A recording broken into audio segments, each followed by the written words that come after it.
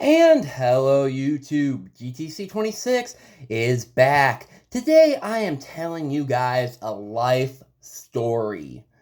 Today's story, it cuts back all the way back to first grade. I was brand new to this school that I just transferred to and was relatively shy. And by relatively, I mean I was very, very shy.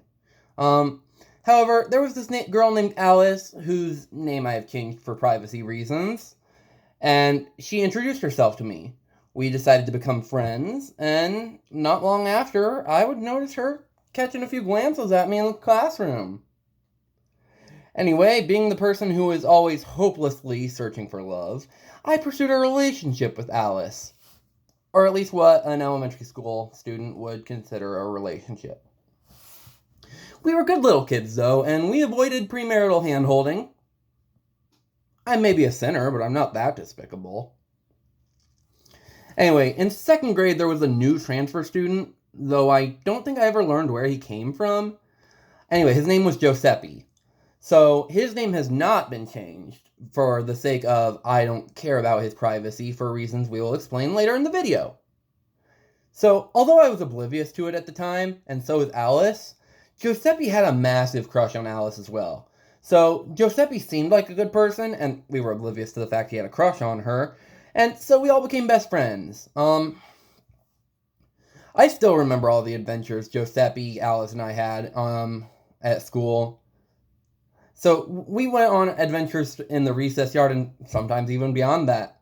Now, one of those adventures in our childhood was, when I say beyond those borders, I mean the time we snuck off the time we snuck off school property and to the family video that was nearby. For those of you who don't know or aren't from America, family video is a basically video rental thing. Yeah, that's pretty much it. By video, I mean like discs and stuff. They did games too. So the story behind our escape was quite clever, if you ask me, though. So there was a gap under the school fence in the corner of the schoolyard. Anyway, the faculty knew all about it, and Joeseppi and I wouldn't be stopped that easily, though. So together we came up with our escape plan. I just realized I'm not wearing pants in this video.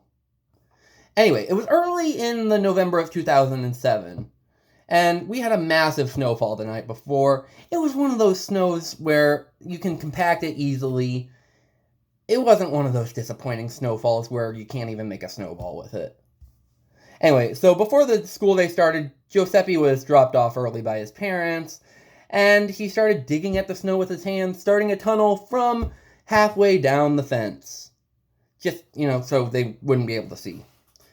And then, once we were all out of lunch, and it was time for recess, Joeseppi and I continued the tunnel, Alice looked out for the teachers, pretty much.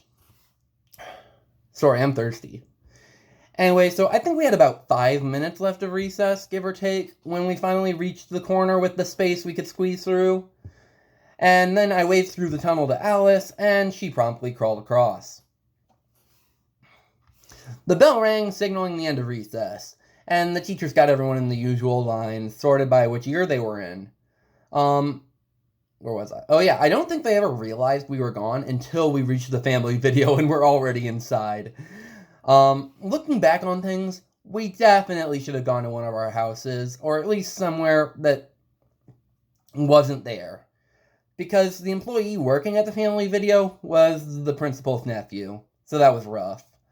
And as soon as they saw our uniforms, he pulled out his flip phone, and, well, this was back in the day when people still cared about Blackberries. Imagine that now. And yeah, he called the principal. Needless to say, it didn't end well for the three of us. I didn't see Joeseppi again until 4th grade. I was still able to spend plenty of time with Alice, though. Considering we were a childhood couple, Alice and I were extremely stable in our relationship. We had a short breakup in the middle of 3rd grade, but in my defense, that's because she felt entitled or had the right to eat my last slice of pizza during lunch. And you do not mess with a young boy and his pizza. So we got back together about a week later, though, and then 4th grade happened. By that point, Joeseppi was a rebel. He smoked, got into fistfights. At the same time, Alice started having family issues. Although things seem like 4th grade was where it hit rock bottom, it got worse. And that is 5th grade. So we were on our middle school class retreat at Wisconsin Dells, which sounds pretty sweet. I wanted to help Alice get away from her parents and move in with me, because I was a naive kid who didn't understand the concept of running away. Or the consequences of running away, which I do not promote unless absolutely necessary. Anyway, she was looming over the concept the teacher talked about earlier, and basically the teacher was saying 2 lovers shouldn't live together until married. And yeah, she was just caught up on that. So naturally, we had one of the fake weddings that children that age have. So I gave I think it was like $5 to my friend Jackson to officiate the wedding, even though we had no clue what the word officiate meant. Anyway, so I still remember wearing my Avatar The Last Airbender t-shirt back then. I miss that shirt. I still can't remember what she wore, though. Anyway, back to the point.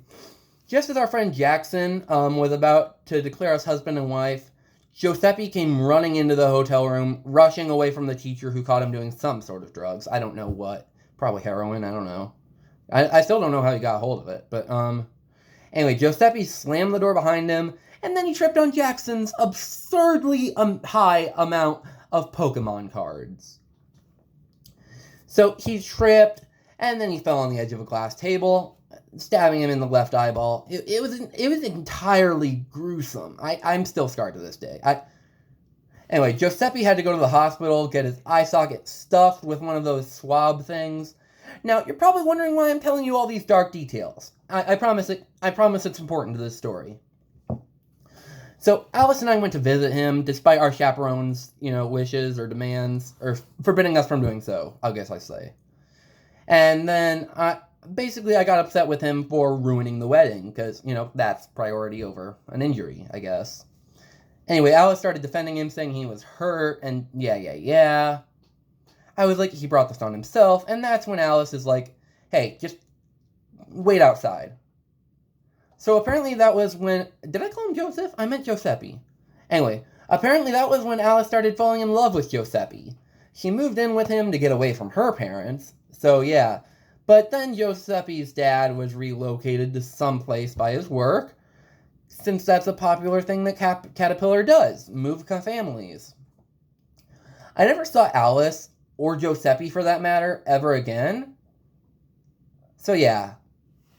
In summary, I guess you could say if it hadn't been for Cotton Eye Joe, I'd have been married a long time ago.